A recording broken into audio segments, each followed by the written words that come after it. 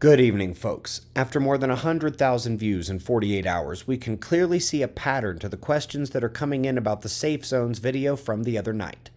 That was the one where we went over the animal anomalies, the cyclical deluge, and the other effects that come with the tilting of the Earth. The tilt supported by the critical pieces of observational evidence, the tilt supported by the Pentagon papers taken by Major White, and supported by Einstein and numerous other catastrophists, including myself.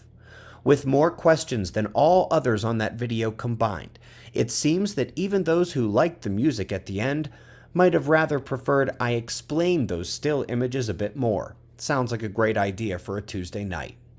First, what will the tsunamis look like? And here it was critical to remember that there's two different kinds.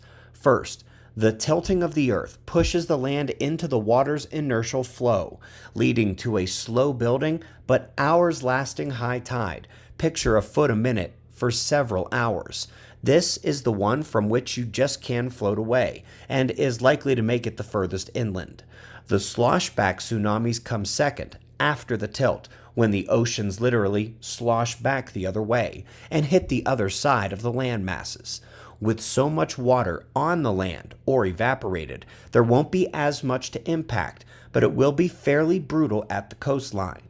If you had to pick one of these two options, you'd want to be at the initial tidal surge and something that floats, rather than at the sloshback.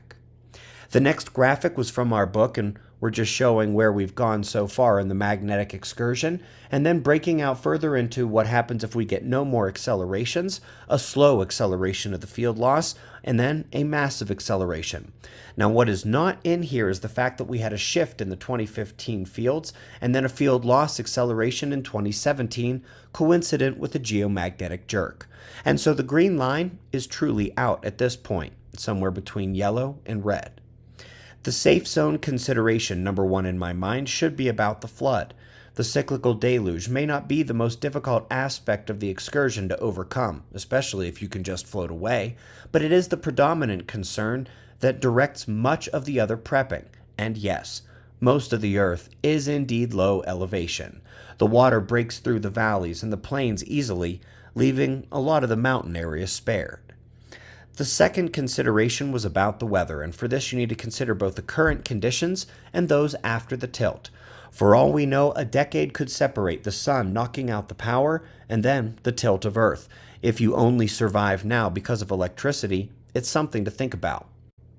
Up next, this graphic I believe caused probably the most confusion from that video. It is the post-tilt Earth rectangular projection, and the reason the words are written twice is because it will be cold at the new North Pole and the new South Pole. Go ahead and pretend those words do stretch all the way across the screen. Hawaii and the Congo, no real change in temperature, being the axis of the tilt.